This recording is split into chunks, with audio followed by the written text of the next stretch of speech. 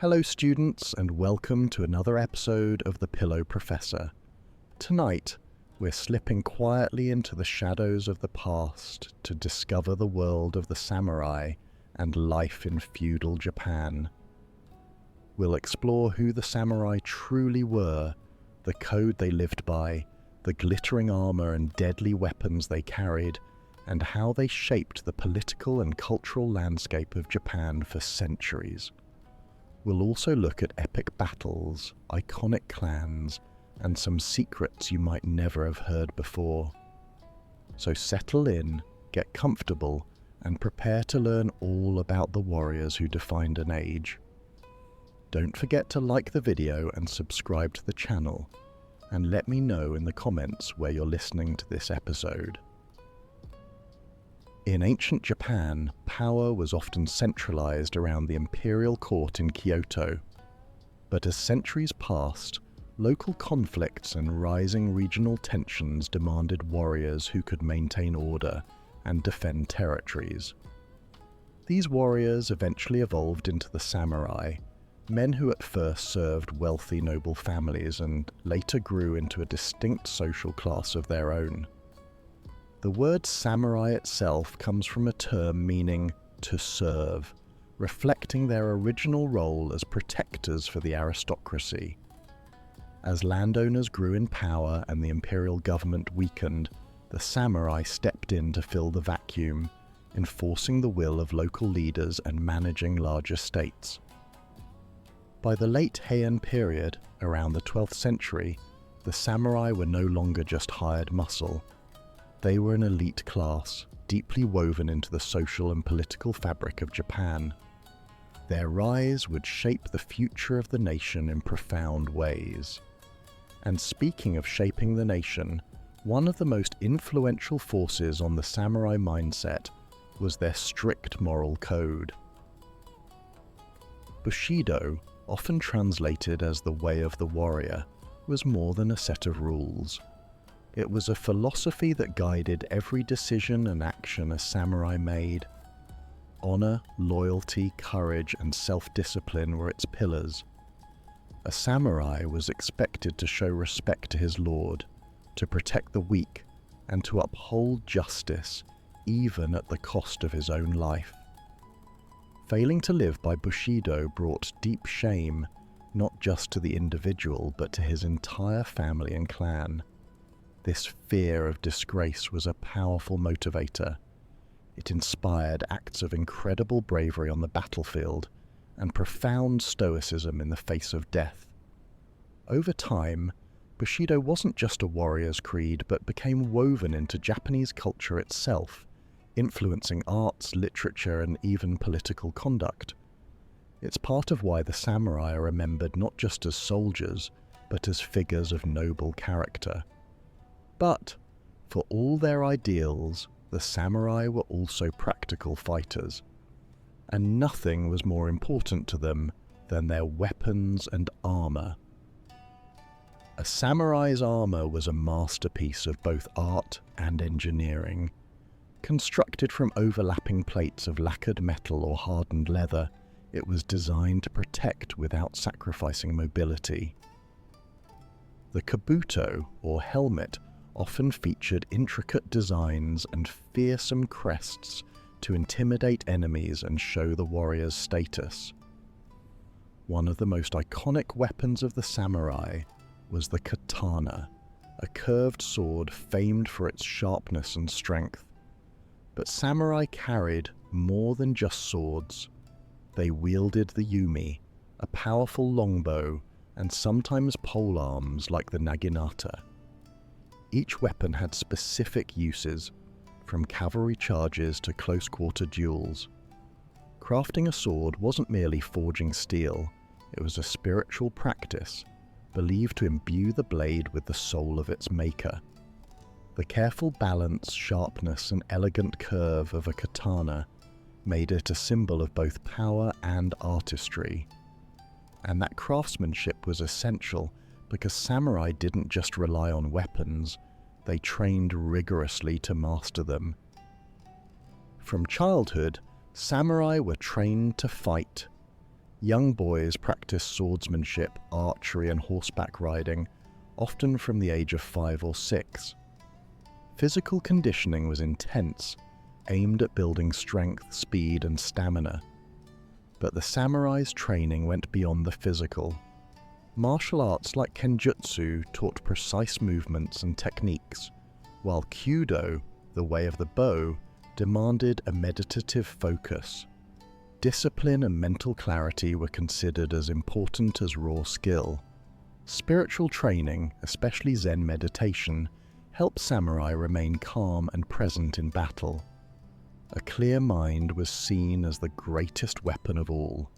Beyond combat, they learned poetry, calligraphy, and philosophy, believing a true warrior should also be cultured. The result was a class of men who were deadly on the battlefield yet refined in daily life. And these men didn't live in isolation. They served powerful lords who controlled vast lands. At the heart of feudal Japan stood the Daimyo, powerful landowners who ruled over territories and commanded armies of samurai. Daimyo were the backbone of Japan's political structure. They collected taxes, maintained order, and built impressive castles to show their wealth and power. Their relationships with the shogun and other lords were often complex and shifting. Alliances were forged through marriages, political deals, or shared enemies. Yet betrayal was always a possibility, as daimyo vied for more land or influence. A daimyo's wealth determined how many samurai he could employ, which in turn shaped his power. Many daimyo were patrons of the arts, funding temple construction, sponsoring no theatre, and commissioning beautiful works of calligraphy and painting. But ultimately, their authority depended on military might and the loyalty of their samurai. And speaking of authority, the daimyo were themselves subject to the rule of the shogunate.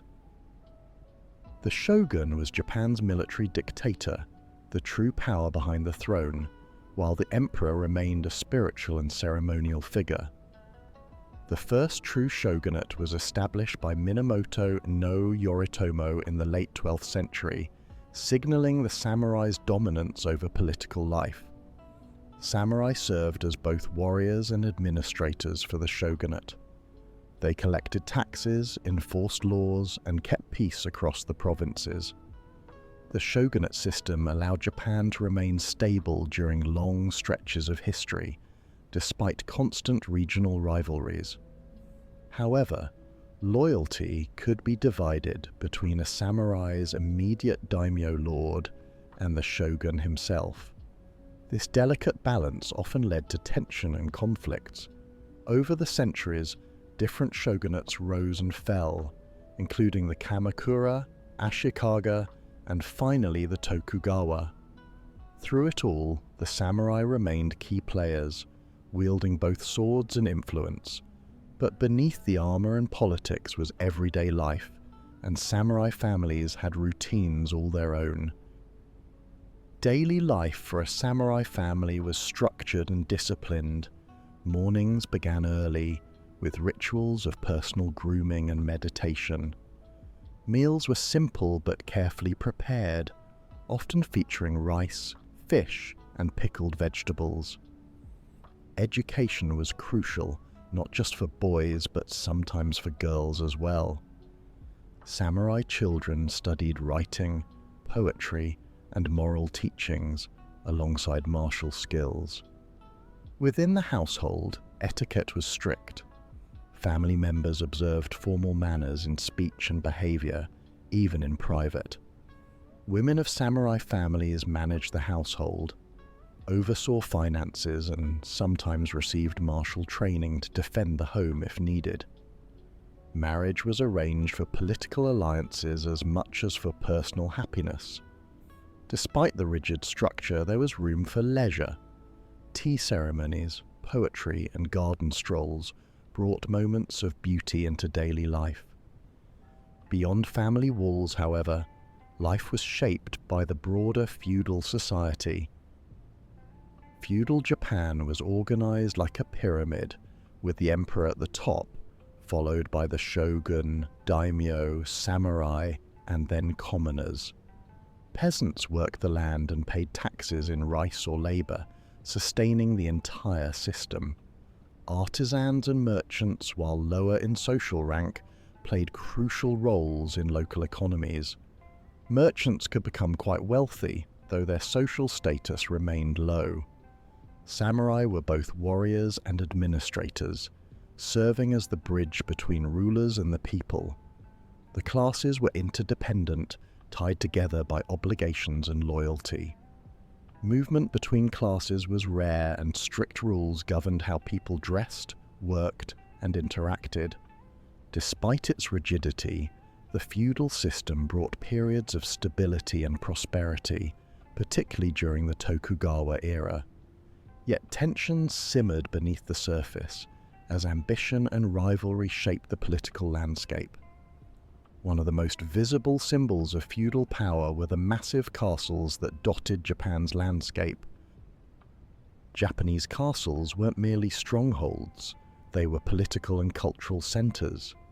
Built on hills or surrounded by moats, these structures were designed for defense and intimidation. Tall stone walls, complex gate systems, and twisting paths made sieges difficult. Inside the walls, daimyo ruled their territories and conducted official business. Castles often featured ornate rooms, painted sliding doors, and peaceful gardens, showing off the lord's wealth and taste. Famous castles like Himeji and Matsumoto remain standing today, testaments to the architectural genius of the era. Construction demanded vast resources and labor. Samurai supervised the building process, ensuring both security and aesthetics were achieved. In times of war, castles became vital military hubs, storing supplies and coordinating troops. These castles were also home to legendary samurai clans, many of whom carved their names into history. Throughout Japanese history, certain samurai clans rose to great prominence, leaving their mark on the nation's destiny. The Takeda clan, known for its fierce cavalry, ruled vast lands in central Japan and was led by the brilliant strategist Takeda Shingen. The Oda clan, under Oda Nobunaga, played a pivotal role in ending the chaotic Sengoku period, using innovative tactics and a ruthless drive for power. The Tokugawa clan ultimately triumphed, establishing a shogunate that would rule Japan in relative peace for over 250 years. These clans often clashed in epic battles, forging alliances one moment and betraying each other the next. Their stories are full of ambition, loyalty, and dramatic reversals of fortune. Many of their names echo in modern times, not just in textbooks but in films, novels, and popular culture. Their struggles set the stage for one of the most turbulent eras in Japanese history, the Age of Warring States. From the late 15th century into the early 17th century, Japan was plunged into relentless conflict known as the Sengoku Period. Regional warlords fought bitterly for control, and shifting alliances turned friends into foes overnight. Cities burned, castles fell, and countless lives were lost in the quest for dominance. Amid this chaos, brilliant strategists and fearless warriors rose to fame, reshaping Japan's political landscape. The introduction of firearms from Portuguese traders changed warfare dramatically, blending traditional swordsmanship with new technology. Ordinary peasants often bore the brunt of the turmoil, enduring heavy taxes, forced conscription, and the destruction of their homes. Yet, out of the bloodshed, a new order slowly emerged. By the end of the Sengoku period, Tokugawa Ieyasu had consolidated power and established the Tokugawa shogunate. Peace would finally return, but the memory of those turbulent years left an indelible mark. While battles raged, the samurai also left a cultural legacy in the arts and literature. The image of the samurai captured the imagination of artists and writers across centuries. Woodblock prints known as ukiyo-e often depicted samurai in vivid colours, caught in dramatic moments of battle or quiet reflection. These prints help spread tales of legendary warriors to the masses. In literature, samurai wrote and inspired poetry that blended martial themes with delicate emotion. Haiku and longer forms like waka captured fleeting moments of beauty and melancholy, even amid a warrior's life. Theatre arts such as no and kabuki brought samurai stories to the stage, filled with elaborate costumes and stylized performances. Characters of noble warriors, tragic heroes, and cunning strategists captivated audiences. Through these artistic expressions, the samurai were transformed into symbols of both strength and refined culture. Their image became larger than life, a fusion of steel and poetry. Yet alongside cultural pursuits, religion deeply shaped the samurai's worldview. Spirituality was an inseparable part of a samurai's existence. Zen Buddhism, with its emphasis on discipline and mindfulness, appealed deeply to the warrior ethos. Meditation helped samurai clear their minds and face death without fear. Shinto practices also held sway, with rituals honoring ancestors and local deities. Samurai participated in ceremonies for protection and success in battle. Shrines dotted the landscape, where warriors would pray for strength and fortune. Religious beliefs offered comfort amid the uncertainties of life and warfare. They shaped how samurai viewed duty, loyalty, and the impermanence of all things. A deep acceptance of mortality lay at the core of samurai philosophy. This acceptance was starkly evident in one of the most somber traditions of their culture, the ritual of seppuku. Seppuku, sometimes called harakiri, was ritual suicide performed to restore honor. A samurai might choose seppuku to avoid capture, atone for failure, or protest an unjust command. The ritual was precise and solemn. A short sword, often a tanto, was used to make an initial cut across the abdomen. An appointed second, known as the kaishakunin, would then swiftly decapitate the samurai to spare him prolonged suffering. Clothing, setting, and even the composition of a farewell poem were carefully arranged to reflect dignity. Witnesses gathered to observe, ensuring the ritual was carried out with proper decorum. Seppuku was seen as a final act of courage and loyalty. While shocking to modern sensibilities, it was deeply respected in its time. Yet the world was changing fast, and new influences were arriving on Japan's shores. Japan's first encounter with Europeans came in the mid-16th century, when Portuguese traders arrived on Japanese shores. Along with exotic goods, they brought firearms known as arquebuses, which revolutionized warfare. Samurai adapted quickly, blending these new weapons into traditional tactics. Missionaries introduced Christianity, leading to both conversions and suspicion among Japanese leaders. Some daimyo saw foreign alliances as an advantage, while others feared foreign influence undermining their rule. Trade brought silk, glass, and other luxury goods that fascinated the Japanese elite. Yet as foreign contact increased, so did tension. By the early 17th century, the Tokugawa Shogunate enforced strict isolation policies, cutting Japan off from most outside contact.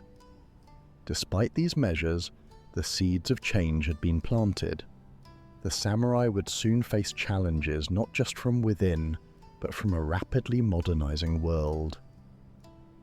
The 19th century brought seismic shifts to Japan. Western nations pressured Japan to open its ports and trade. Modern technology, military techniques, and political ideas flooded in. The Tokugawa shogunate struggled to maintain control amid internal dissent and foreign demands. In 1868, the Meiji Restoration restored imperial rule and launched sweeping reforms. Samurai stipends were abolished, and wearing swords in public was banned. The warrior class suddenly found itself obsolete. Some adapted, becoming officers, politicians, or businessmen in the new Japan. Others resisted, leading uprisings like the Satsuma Rebellion, which was crushed with modern weaponry. The fall of the samurai marked the end of an era, yet even as their power faded, the memory of their discipline and honor lived on, and that legacy continues to shape how the world sees Japan today. Even though the samurai vanished as a social class, their legacy is alive and well. Martial arts schools around the world preserve samurai techniques and philosophies. Films and television bring stories of brave warriors and cunning strategists to modern audiences. In Japan, festivals and museum exhibitions keep samurai history vibrant. The samurai have become symbols of discipline, loyalty, and quiet strength. Businesses and sports teams sometimes invoke Bushido to inspire dedication and perseverance. Tourists flock to castles and historic towns to glimpse the world the samurai once knew.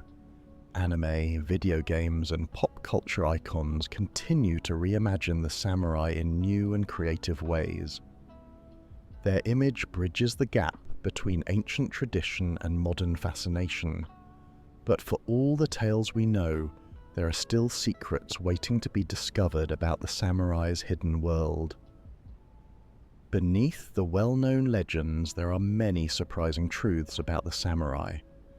Not all samurai were wealthy or high-ranking. Many served as low-paid retainers and even struggled with poverty. Some samurai were skilled poets, writing verses about cherry blossoms and fleeting life, rather than just battle. Women of the samurai class, known as onna bugeisha, sometimes took up arms to defend their homes and even led troops in battle. Samurai sometimes carried fans made of iron, called tessen, which could be used as discreet weapons in close quarters.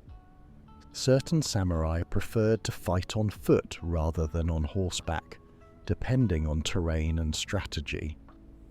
The image of the samurai as always loyal is partly romanticized. History is full of betrayals and shifting alliances. And some samurai worked as inspectors of city morals, enforcing regulations on dress, behavior, and entertainment. These lesser-known stories remind us that the samurai were as complex and human as any other people in history.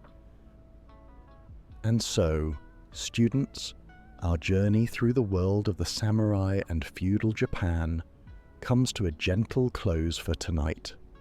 We've uncovered the origins of a warrior class born from the need for protection and order. We've explored the strict codes of honor that shape their lives, marveled at the craftsmanship of their armor and weapons, and glimpsed the battles and intrigues that echoed across centuries. We've peered inside the walls of castles, traced the rise and fall of powerful clans, and witnessed how a class of warriors became woven into art, literature, and the very spirit of a nation. Though the samurai's era has passed, their spirit lingers like the faint scent of incense in a quiet temple, reminding us that discipline, loyalty, and honor never truly fade away. Thank you for joining me, students, on this peaceful voyage into the past. May your dreams tonight be filled with cherry blossoms and the soft rustle of silk robes in the corridors of ancient castles. Good night, students.